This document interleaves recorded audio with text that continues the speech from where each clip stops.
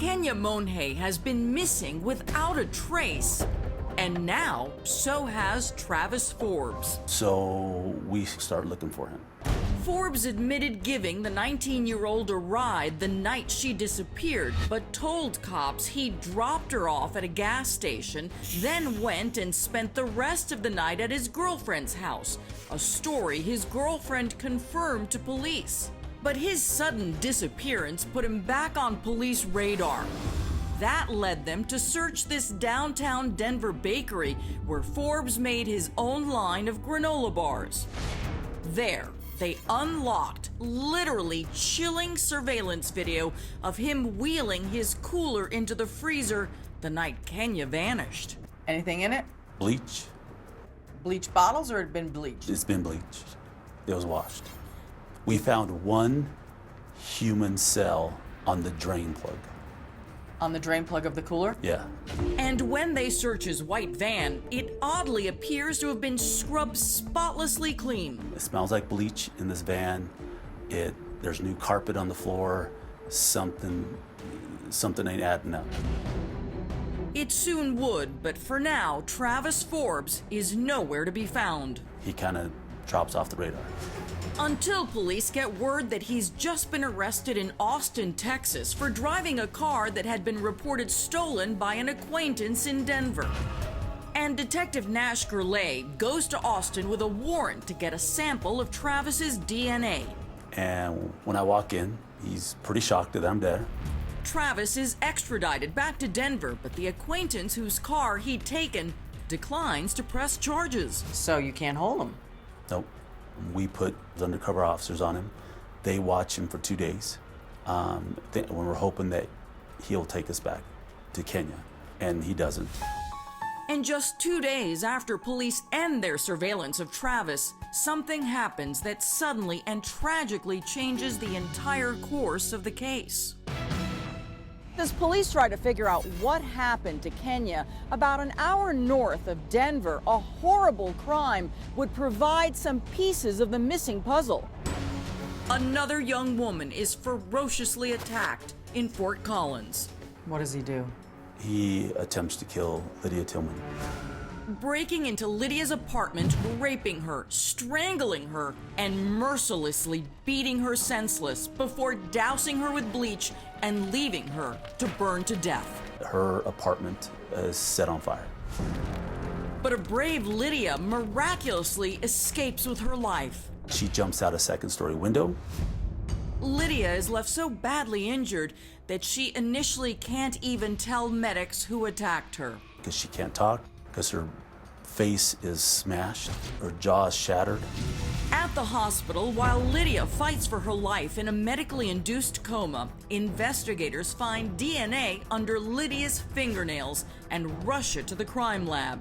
It comes back, and detectives have a match. It's Travis Forbes. And when Lydia finally comes out of her coma, she identifies Forbes as the man who tried to kill her. And they charge him with attempted murder, sex assault, a slew of charges.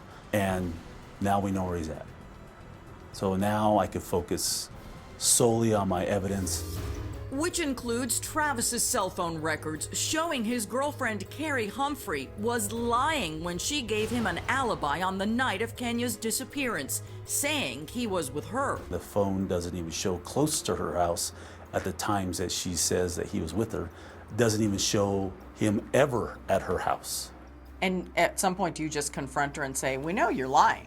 Yes, we do. She gets arrested for lying. Oh, yes. Now, Travis Forbes' story that he had nothing to do with Kenya's disappearance has completely fallen apart.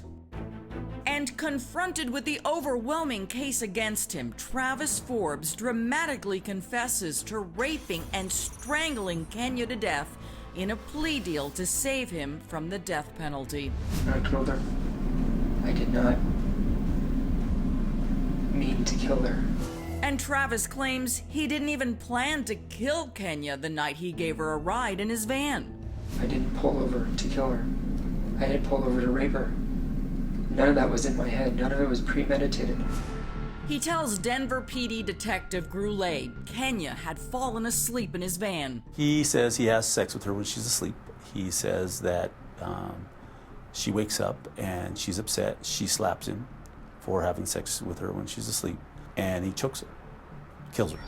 And puts her body in a cooler that he has had in his van to deliver his homemade granola bars to customers.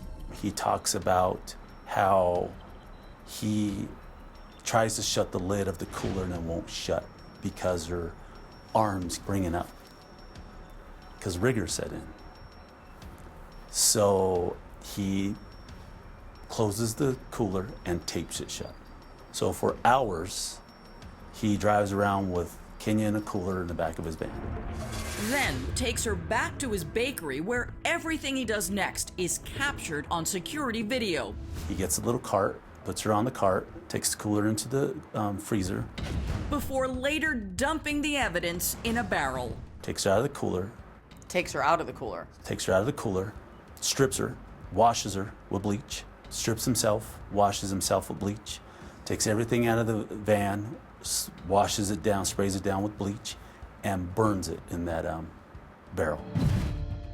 Travis would then lead detectives to a remote rural area outside Denver where he'd buried Kenya's body. And once you got there? He gets out of the truck and he says she's down there by the trees. It's kind of like a ravine and then a grove of trees. And I walk down the ravine and he's like screaming and crying, and he says, you're standing right on top of her. And he tells the other detective she's about 5 feet down. And you found Kenya. Yes. Not the way everyone wished. No, not the way I wished. Not the way her devastated family had wished either. Kenya's stepdad Tony having to break the news to Kenya's mother and siblings. They lost it, and there was nothing I could do for them.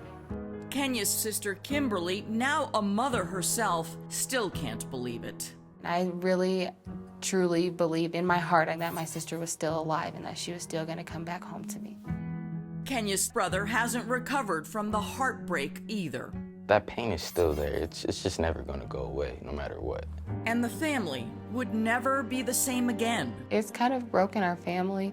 The tragedy even ending Tony's marriage to Kenya's mom, Maria. There's no second of no day that this is not, it's not there. It's just this thing is just there. It's always there.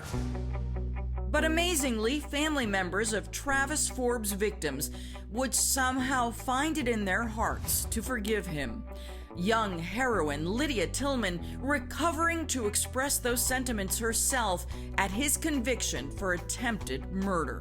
And Kenya's sister has even corresponded with Forbes in prison, where he's spending the rest of his life for Kenya's murder. What does he say in his letter? To sum it up, he pretty much says, Kenya didn't deserve what happened to her that night. She seemed like she was a great person. Is he able to explain what is it within him that makes it possible for him to kill people? He said he's evil. He said he is a dark person, and he just doesn't know why he did it. In fact, Forbes said in his confession to Kenya's murder that he may be dangerously insane. Something I need to do to find out the definition of a sociopath is, because I'm pretty sure I fit it. He also hinted that he may have killed other women. I want to confess. I want to confess so bad. Because there's more victims out there we don't know about? That it's just a matter of time before they come up? Why are you nodding your head yes, but you don't say anything? What do you make of this man? Is he a serial killer? He could be. Yes. Forbes himself says the world would be horrified to know his secrets. When everything comes to light, it's going to be horrific. Horrendous. And Kenya's dad says he certainly wouldn't be surprised to learn that she wasn't the only young woman Forbes had murdered. Do you believe that Travis Forbes is a serial killer? I believe Travis Forbes is a serial killer, yes. Lydia Tillman has made an amazing recovery from her injuries and now teaches yoga in Colorado. As for the family of Kenya Monet, her father has now started a foundation in her name. Its mission is to help families of people recently missing. Tony even posted his phone number on the foundation's webpage. There's a lot of things I can help a family with during those first few days because there's no book on this. I just got all this stuff in my head about what you need to be doing on the legal level, what you need to be doing on the personal level with your family, how to do a proper search. For more on how you can help support the foundation, go to crimewatchdaily.com. I'm Chris Hansen. If you like this story, make sure you tune in every day to Crime Watch Daily.